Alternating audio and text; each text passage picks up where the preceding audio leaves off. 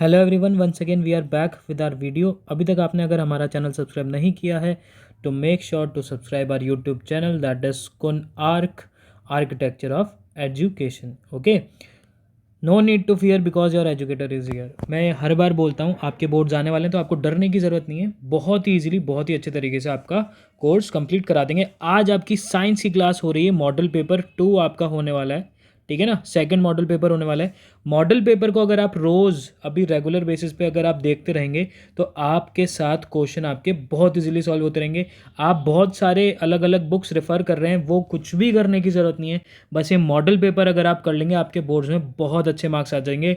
हमने model paper first और second maths का कंप्लीट करा रखा है, वो आप लोग ज़रूर से देखिए। Model paper of first science का कंप्लीट करा रखा है, वो भी आप लोग ज़रूर से देखिए। तो ये सारी चीज़ें आपको देखनी पड़ेगी अगर आप चाहते हैं बहुत अच्छा स्कोर करना, क्योंकि ये वो क्वेश्चन है जो आपके एग्ज़ाम में 110% आ सकते हैं। तो होपफुली आप लोगों को ये सारे क्वेश्चन करने चाहिए। एक बार अगर आप ये क्वेश्चन सारे कर लेंगे, लाइव सेशंस के साथ साथ कॉपी लेके बैठिए, बस साथ में अगर कर लेंगे तो आपको किसी भी चीज़ की कोई भी ज़रूरत नहीं पड़ेगी, चाहे आप ट्यूशन ले रहे हैं चाहे नहीं ले रहे हैं। ठीक है, बहुत हो गई बातें, अब करते हैं हम हमारे क्वेश्चंस पे आते हैं। ज़्यादा कॉम्प्लिकेटेड क्वेश्चन नहीं है, इजी क्वेश्चन है। और क्वेश्चन के साथ साथ हम आपको इस तरीके से भी समझा देंगे कि आपको कोई दिक्कत ही नहीं पड़ेगी। ओके, देखते हैं। हाँ, तो देखिए, न्यूमेरिकल साइंस में न्यूमेरिकल तो भाई बहुत इंपॉर्टेंट रोल प्ले करते ही हैं। न्यूमेरिकल से सर डर भी लगता है हमें, कोई भी दिक्कत नहीं है। आज के बाद डर लगने की ज़रूरत नहीं है। ये न्यूमेरिकल्स कर जाना, कोई भी दिक्कत नहीं आएगी। और भी बहुत सारे मॉडल पेपर तैयार हैं, बने हुए हैं। तो आप बस साथ साथ करते रहिए, रेगुलर क्लासेस लेते रहिए, आपको कुछ भी और करने की ज़रूरत नहीं पड़ेगी। ठीक है, न्यूमेरिकल पढ़ लेते हैं। A and B climb a 15 metre hill. A and B has a mass of 38 kg। ऐसा बोला गया है कि ए और बी दो लोग हैं जिनको 15 मीटर का हिल जिनको क्लाइंब करना है। दोनों का मास है जो कि दे रखा है 38 kg ईच। ईच मतलब ए का भी मास 38 kg है, बी का भी मास 38 kg है। A reach top of a hill in 19 second, while B reach top of a hill in 15 second. मतलब ए ऊपर पहुंच रहा है 19 सेकेंड में और बी ऊपर पहुंच रहा है 15 सेकेंड में। Find the power use by both of them to climb a hill. जी आपको लेना है 10 मीटर पर सेकेंड। आपको इसमें क्या निकालना है, आपको पार निकालना है, ठीक है ना, कि वो उन पार कितनी होगी, उनको क्लाइंब करने में कितनी उनको पार लगेगी। तो इस तरीके से क्वेश्चन ये सॉल्व करना है। अब क्वेश्चन सॉल्व करके देख लेते हैं। मेरे क्वेश्चन सॉल्व करने से पहले आप लोग अपना सॉल्यूशन का आंसर कमेंट सेक्शन में करके दिखा दीजिए, जो जो बच्चे ने कमेंट में आंसर लिख लिया है। ठीक है, देखिए अब हम दो पार्ट्स कर लेते हैं इस क्वेश्चन को करने के लिए। एक पार्ट तो कर लेते हैं ए और एक पार्ट कर लेते हैं बी।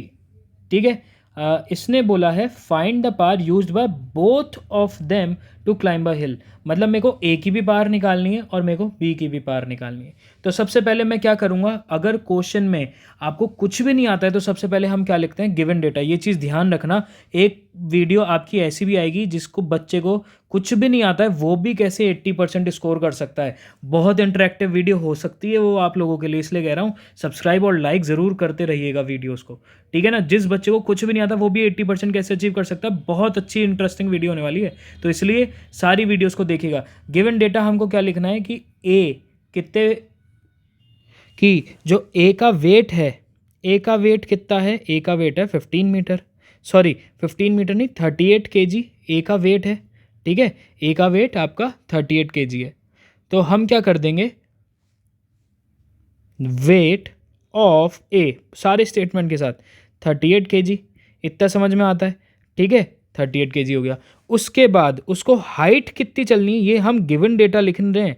गिवन डेटा भी अगर आप लिख दोगे तो ये क्वेश्चन है आप लोगों का 5 मार्क्स का। ठीक है, ये क्वेश्चन 5 मार्क्स का है अगर, तो आपको 1 मार्क्स तो इसके गिवन डेटा में मिल जाएगा और 1 मार्क्स इसके गिवन डेटा में मिल जाएगा। दोनों में एक एक मार्क्स, मतलब 2 मार्क्स तो आपके कहीं पे भी नहीं गए। ठीक है, तो हाइट आपकी कितनी हो गई 15 मीटर, हमने एज इट इज़ लिख दी विद स्टेटमेंट। हाइट हमको इतनी लेनी है। वेट ऑफ ए हो गया 38 kg और आपकी जी कितनी हो गई है, जी हो चुका है आपका 10 मीटर पर सेकेंड, जो जी हमको गिवन है कि आपको जी इतनी लेनी है। ठीक है, अब हम देख लेते हैं पार का क्या फॉर्मूला होता है। पार का आपका फॉर्मूला होता है, सबको पता है, W/T। Work done upon time taken, क्या मैं बोल सकता हूँ वर्क डन का formula mgh upon time taken होता है? यस सर होता है। वर्क डन का तो फॉर्मूला ही हमने mgh, mass into gravity into height ही तो पढ़ा है, तो वर्क डन का फॉर्मूले की जगह mgh लिख लिया।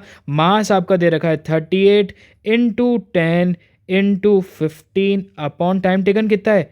टाइम टेकन इसको कितना लग रहा है ए को, दैट इज 19 सेकेंड्स, तो मैं लिख सकता हूँ upon 19। Are you getting my point और नॉट? जिस जिस बच्चे को ये क्वेश्चन समझ में आ चुका है वो फटाफट से जाके लाइक कर दीजिए ये वीडियो और कमेंट ज़रूर कर दीजिएगा कि यस सर समझ में आ गया। तो हमने क्या कर दिया 380 इंटू 15 अपॉन 19, तो 19 टू ज़ा 38 और इधर 20 हो चुका है और 15 टू ज़ा कितना हो चुका है आपका 300 वॉट। बोलो समझ में आ गया क्या? 300 वॉट आपका इसका आंसर हो गया। अब ऐसे ही हमको b की वैल्यू निकालनी है, तो b की वैल्यू में क्या हो जाएगा, सारी चीज़ सेम है। b का जो वेट है दैट इज़ 38 kg और आपकी हाइट उसको कितनी ट्रैवल करनी है 15 मीटर, ठीक है, और g उसकी कितनी है 10 मीटर पर सेकेंड, ठीक है, और उसको टाइम कितना लग रहा है, उसको टाइम लग रहा है 15 सेकेंड्स, ठीक है, सारा का सारा सेम हो चुका है। तो हम कैसे लिख देंगे, power is equals to work done upon time taken, और वर्क डन का फॉर्मूला होता है mgh अपॉन टाइम टेकन। अब इसमें मास है 38 kg, ग्रेविटी है 10, h है 15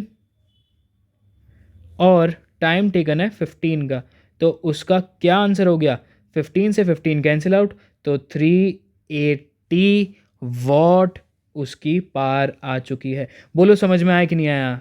क्वेश्चन समझ में आया आप लोगों को या नहीं आया है? इतना सिंपली हमने क्वेश्चन सॉल्व कर लिया है, इससे सिंपल और नहीं हो सकता क्वेश्चन। अगर क्वेश्चन समझ में आ गया है आपको विदाउट एनी प्रॉब्लम, तो आप लोग कमेंट करिए, लाइक करिए टू आवर वीडियो, ठीक है। और दूसरी चीज़, आप अपने स्कूल का नाम ज़रूर बताएंगे, मेंशन करेंगे अपने स्कूल का नाम, और अपने आंसर्स, जो भी बच्चा पहले से ही आंसर निकाल लेता है अपने स्कूल के नाम के साथ साथ आंसर ज़रूर इंक्लूड कर देंगे। तो देखते हैं कौन सा बच्चा सारे आंसर सही करता है कौन से स्कूल का, ठीक है ना। आप चाहे कोई से भी स्कूल से हो, अपने स्कूल का नेम ज़रूर मेंशन करिएगा, ठीक है। नेक्स्ट क्वेश्चन की तरफ चलें, अगर ये समझ में आ चुका है तो ठीक है, नेक्स्ट क्वेश्चन की तरफ चलते हैं।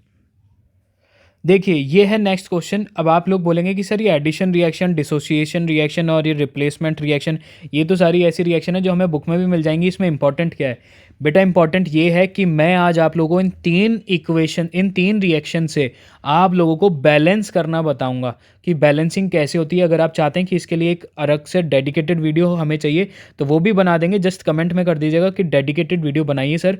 बहुत ही ईजी वे में हम आपको LHS equals to RHS rule से आज आपको आप ये बैलेंस करना भी बता देंगे। सबसे पहले बात करते हैं एडिशन रिएक्शन की। तो एडिशन रिएक्शन होती है आपकी H2 plus O2 gives H2O। अब इसके आगे रिएक्टेंट्स भी होते हैं, प्रोडक्ट्स भी, ये रिएक्टेंट्स हैं और प्रोडक्ट्स बता देते हैं। ये दोनों रिएक्टेंट्स हैं एंड ये इसका जो बन रहा है ये प्रोडक्ट बन रहा है। ये इक्वेशन अनबैलेंस्ड है, इसको बैलेंस करना बताते हैं। बैलेंस कैसे करते हैं आज आप लोगों को इन तीन इक्वेशन से ही बैलेंसिंग भी आ जाएगी, बहुत ही सिंपल तरीके से, जो आज तक आप लोगों ने नहीं पढ़ी होगी, ना तो किसी ट्यूशन ना कोई कोचिंग में। पहले ही बता रहे हैं, बेसिक से बता रहे हैं, कोई दिक्कत नहीं आएगी, ठीक है। देख लेते हैं कैसे होती है बैलेंसिंग।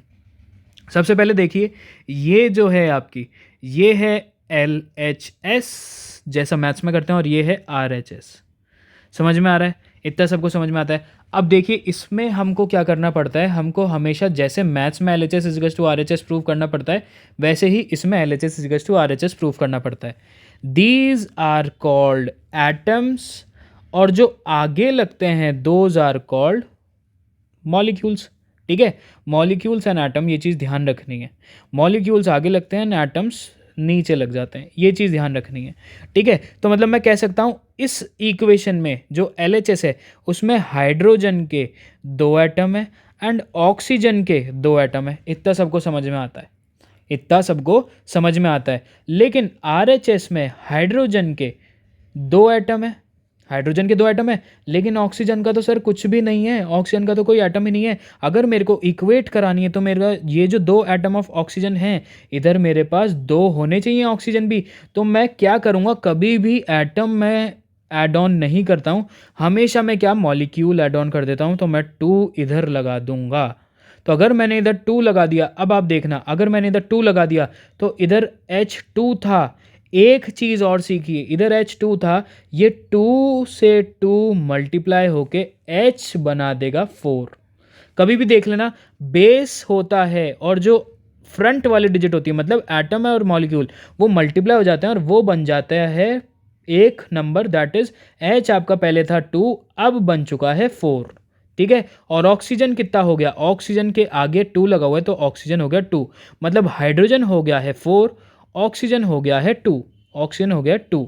ठीक है। अभी और अच्छे से समझ में आएगा जब हम और एग्जांपल देंगे, अभी हम ऊपर ऊपर से समझ लेते हैं। ठीक है, एक बार हम इसको वापस बनाते हैं, ये कैसे हुआ 2 4 सर हमें थोड़ा सा समझ में नहीं आया, आप थोड़ा सा एक बार वापस से इसके बारे में बताइए।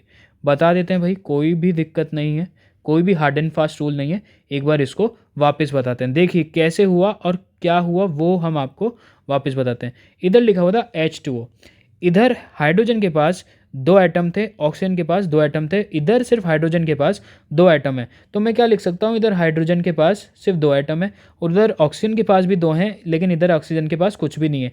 तो मैं क्या करूँगा, एटम कभी भी एड ऑन नहीं करूँगा, मैं मॉलिक्यूल एड ऑन कर दूंगा, जो कि हो जाएगा 2।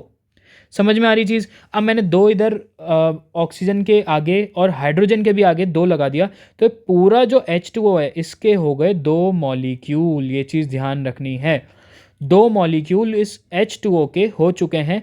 तो ऑक्सीजन के भी 2 हो गए हैं और हाइड्रोजन के कितने हो गए, हाइड्रोजन के हो चुके हैं 4। हाइड्रोजन के 4 कैसे, क्योंकि ये जो 2 डिजिट होती है ये हो जाती है मल्टीप्लाई। तो हाइड्रोजन हो गया है 4 और ऑक्सीजन रह गया है 2, क्योंकि ऑक्सीजन के भी आगे 2 लगा हुआ है, हाइड्रोजन के भी आगे 2 लगा हुआ है, इस पूरी डिजिट के आगे 2 लगा हुआ है। तो हाइड्रोजन के हो गए 4, क्योंकि इसका बेस मल्टीप्लाई हो गया, और ऑक्सीजन के इधर बेस में 1 था तो इसका सिर्फ 2 ही रहा। बोलो समझ में आया कि नहीं आया।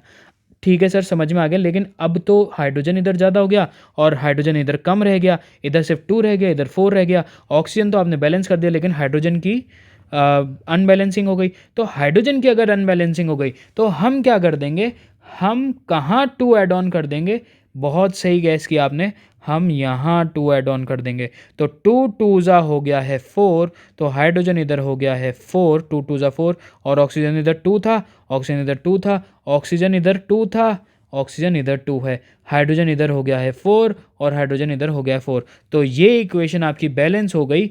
कैसे हो गई, 2H2 plus O2 gives 2H2O। Balance हो गई है इक्वेशन। कितने इजी स्टेप में सिर्फ हमने LHS और RHS को प्रूव कराया। अगर अभी भी आपको समझ में नहीं आई, अब आप देखेंगे डिसोसिएशन रिएक्शन, या फिर हम एक आपको रिप्लेसमेंट रिएक्शन से शो करेंगे कि और फर्दर इक्वेशन कैसे बैलेंस होती है। ठीक है, देखिए अब डिसोसिएशन रिएक्शन लिखते हैं, CaCO3 gives CaO plus CO2। अब हमें देखना है कि ये बैलेंस पहले से ही है या हमें इसे बैलेंस करना है by LHS and RHS method. तो ये हो गया LHS इक्वल्स टू, ये हो गया RHS। कहीं पे भी जब आपका ये साइन है एरो का तो उसको हम इज इक्वल्स टू मान लेते हैं, उसके इधर वाली टर्म RHS एंड उसके इधर वाली टर्म दैट मीन्स LHS। ठीक है, अब देखते हैं CA इधर कितना दे रखा है, CA दे रखा है आपको 1। ठीक है, इधर कार्बन कितना दे रखा है 1, O कितना दे रखा है 3। ये हमने इसका पार्ट बना लिया है। अब इधर देखते हैं CA कितना दे रखा है, CA दे रखा है 1, O कितना दे रखा है 1, इधर C कितना दे रखा है, C दे रखा है 1, और इधर O कितना दे रखा है, O दे रखा है 2। ठीक है, ध्यान से समझना। अब देखो इधर C1 है, देख लेते हैं, इधर C1 है, इधर भी C1 है, इधर Ca1 है मतलब कैल्शियम जो होता है, इधर भी Ca1 है कैल्शियम जो होता है, इधर O3 है, इधर O1 है और इधर O2 है। तो 1 प्लस 2 दैट मीन्स 3 हो चुका है। 1 इधर है 2 इधर है, तो ये प्लस हो गया है 1 प्लस 2, तो दैट मीन्स ये 3 हो चुका है। तो ये आपका इक्वेट हो गई है equation. Are you getting my point? ये हो गई है डिसोसिएशन रिएक्शन जो पहले से ही इक्वेट थी, हमको कुछ भी करना नहीं था इसमें। समझ में आ गया? ठीक है, बस इतना सिंपल था ये इस तरीके से हम LHS और RHS सबसे इजी, इससे इजी और कोई मेथड ही नहीं हो सकता। इतने इजी मेथड से हमने पढ़ लिया आज कि हम बैलेंस कैसे करते हैं। ठीक है, इसके बाद हम पढ़ेंगे रिप्लेसमेंट रिएक्शन। तो रिप्लेसमेंट रिएक्शन क्या होता है फटाफट से वो भी देख लेते हैं। Zn plus CuSO4 gives ZnSO4 plus Cu। अब इसमें देख लीजिए Zn इधर एक है, Zn इधर भी एक है, उसके बाद Cu इधर एक है, Cu इधर भी एक है, S इधर एक है, S इधर भी एक है, O इधर 4 है, O इधर भी 4 है। तो मतलब ये भी इक्वेशन बैलेंस है, आप लोगों की कोई भी दिक्कत नहीं आई। अब अगर आप चाहते हैं कि सर ये हमें अभी भी अच्छे से सॉल्व समझ में नहीं आ पाया, आप balancing the equation, balancing the chemical equation आप लोग आप हमें सर अच्छे से समझाइए बैलेंसिंग द केमिकल रिएक्शन। तो हम इसके ऊपर एक डेडिकेटेड वीडियो बना के आपको दे देंगे, लेकिन आपको कमेंट सेक्शन में ज़रूर बताना पड़ेगा। और सीरियसली कह रहा हूँ, LHS और RHS रूल सबसे इजी होता है, इससे इजी और कोई रूल नहीं है। ये पढ़ लिया तो और कुछ पढ़ने की ज़रूरत नहीं पड़ेगी, जस्ट ट्राई करना, समझ में आ जाएगा एक बार में, और कुछ पढ़ने की ज़रूरत ही नहीं है। बेस्ट है ये लेक्चर और आप लोगों को कोई दिक्कत नहीं आने दूंगा मैं। ठीक है ना? तो ये चीज़ ज़रूर देखनी है आप लोगों ने। ठीक है, और फिर हम नेक्स्ट क्लास में ज़रूर इसके बारे में बात करेंगे कि आप लोगों के कमेंट की वजह से ज़रूर पता चलेगा कि आप लोग चाहते हैं वीडियो या नहीं चाहते। ठीक है, नेक्स्ट क्वेश्चन की तरफ चलते हैं।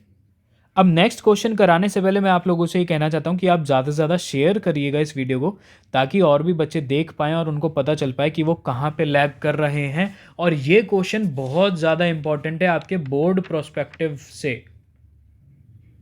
तो देखिए ये नेक्स्ट न्यूमेरिकल क्या कह रहा है, ये समझते हैं हम। A man is pulling a body tied to a rope by applying a force of 5 newton in such a way that rope is making an angle of 30 degree with the horizontal. How much work has to be done in displacing the body by 20 metre? अब मैं आप लोगों का मन समझ सकता हूँ, आप लोग सोचेंगे सर मैथ्स में ही ये डिग्रीज और ये जो हमारा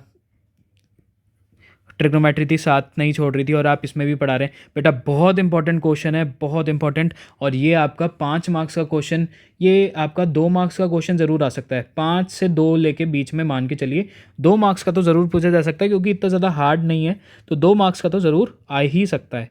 ठीक है, तो इसको सॉल्व करते हैं, समझ में आ जाए तो कमेंट सेक्शन में ज़रूर बताइएगा कि अपने स्कूल के नेम के साथ कि ये सर हमको समझ में आ गया है। बहुत इजी लेवल पे देखिए, एक आदमी है जो पुल कर रहा है एक बॉडी को टाइड टू अ रोप। हाँ प्लीज़ गलत मत समझिएगा, ये क्वेश्चन की लैंग्वेज ही ऐसी है, man is pulling a body tied to a rope. Please, ये फिजिक्स है, इसमें कुछ भी हो सकता है। ठीक है ना? तो मैंने क्या बताया, अगर किसी को कुछ भी नहीं आता तो एटलीस्ट गिवन डेटा तो हम सब लिख के आएंगे कि नहीं आएंगे? ठीक है, आएंगे गिवन डेटा लिख के। तो गिवन डेटा हम ज़रूर लिख के आएंगे। 2 मार्क्स का क्वेश्चन है तो हाफ मार्क्स तो एटलीस्ट मिल ही जाएगा आप लोगों को given data. Question paper crack करने का बहुत सटीक तरीका बताऊंगा। सब्सक्राइब करिए, शेयर करिए टू आवर यूट्यूब चैनल। अगर मेरे को लगा कि आप लोग सीरियसली चाहते हैं मेरे को ऐसी वीडियोस बनाना, कि अगर किसी बच्चे ने प्रिपरेशन अच्छी भी नहीं कर रखी, उसके 80 मार्क्स आ सकते हैं 100 में से, आउट ऑफ 100, अगर वो पेपर इस तरीके से अटैम्प्ट करे तो उसके लिए एक डेडिकेटेड वीडियो ज़रूर बनाएंगे। तो make sure to like, share and subscribe to our YouTube channel. ठीक है, देखिए गिवन डेटा क्या क्या है। इसने बोला है फोर्स ऑफ 5 न्यूटन, तो सबसे पहले मैं लिख दूंगा F = 5 न्यूटन। समझ में आ गया? उसके बाद इसने लिखा डिस्प्लेसमेंट कि done in displacing a body of 20 metre. तो डिस्प्लेसमेंट मैं लिख सकता हूँ 20 मीटर का। सबसे पहले इजी चीज़ें लिख देंगे, हार्ड की तरफ हम जाएंगे ही नहीं। ठीक है ना? और उसने बोला है कि सर एंगल इसमें 30 डिग्री का दे रखा है, एंगल 30 डिग्री का दे रखा है। तो हम बोल देते हैं angle of force from displacement that is A = 30 degree. मैं सिर्फ ए लिख रहा हूँ, लेकिन आपको पूरी लैंग्वेज लिखनी पड़ेगी। Angle of force from displacement that is 30 degree. अब एक शॉर्ट ट्रिक बता रहा हूँ जो कोई भी नहीं बताता है। वो शॉर्ट ट्रिक ये है, कभी भी अगर आपको एंगल दे रखा हो, कभी भी आपको फोर्स दे रखा हो, कभी भी आपको डिस्प्लेसमेंट दे रखा हो एक ही क्वेश्चन में, और आपसे पूछा जाए वर्क, तो हम वर्क का कौन सा फॉर्मूला लगा देंगे? यस, अब तक तो आप लोगों ने समझ भी लिया है।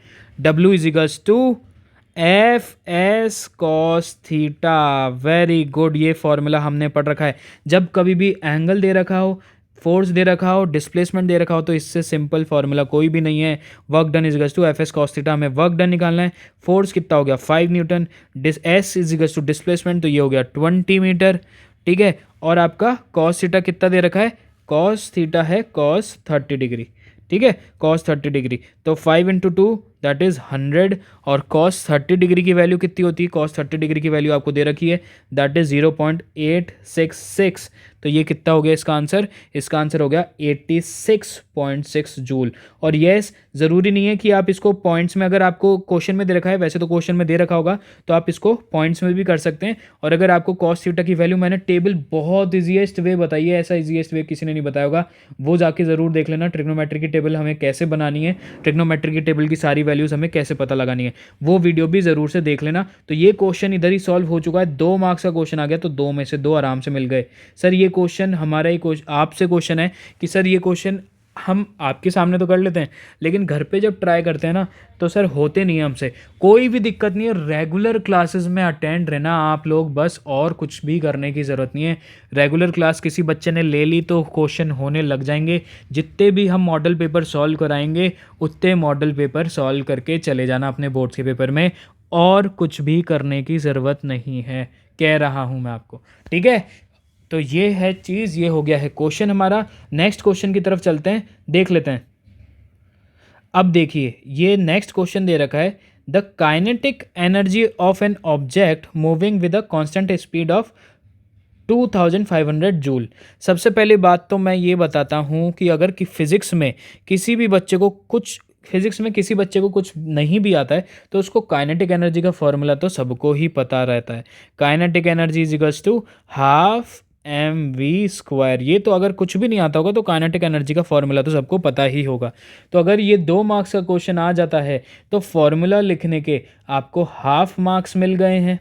ठीक है, अब देखते हैं, फॉर्मूला लिखने के आपको हाफ मार्क्स मिल गए, प्लस गिवन डेटा के आपको हाफ मार्क्स मिल गए, तो मतलब 1 मार्क्स तो यही हो गया, 1 मार्क्स तो यही हो गया फॉर्मूला लिखने का, और हाफ मार्क्स आपका गिवन डेटा लिखने का। गिवन डेटा बहुत अच्छे से लिखेंगे, सारी चीज़ लिखेंगे। जैसे काइनेटिक एनर्जी कितनी दे रखी है, काइनेटिक एनर्जी पूरा स्टेटमेंट के साथ लिखना पड़ेगा आपको, 2500 जूल दे रखी है, ये लिख दिया है हमने। मास ऑफ ऑब्जेक्ट कितना है सर, मास पूरा पूरा लिखेंगे, आप लोग पूरा पूरा लिखेंगे, मैं समझाने के लिए आपको बता रहा हूँ। 50 kg आपको मास दे रखा है, मास ऑफ ऑब्जेक्ट। आपको वेलोसिटी निकालनी है। इतना simple question sir, yes 2 marks का ही होना चाहिए।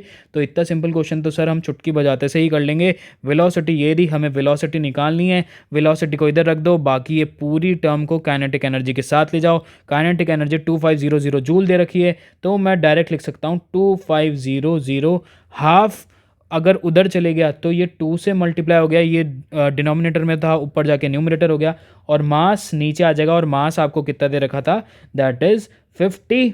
ठीक है, और ये हो गया v²। तो हम लिख सकते हैं √2500 into 2/50 is equals to v।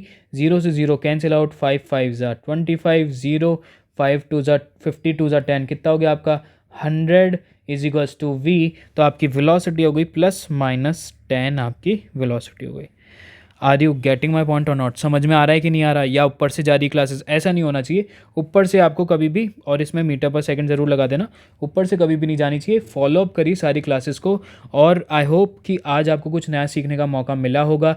Numerical हम इतने ईजी करा देंगे। आप ये चैनल क्यों सब्सक्राइब करेंगे कि आपको कहीं और से अगर इधर क्वेश्चन ईजी लगेंगे, तब ही जाके आप इस चैनल को सब्सक्राइब करेंगे, और शेयर भी आप तभी करेंगे। तो शेयर करिए ज़्यादा से ज़्यादा, हम और क्वेश्चन लेके आएंगे। आज 4 क्वेश्चन, ये आप लोगों के लिए बहुत है।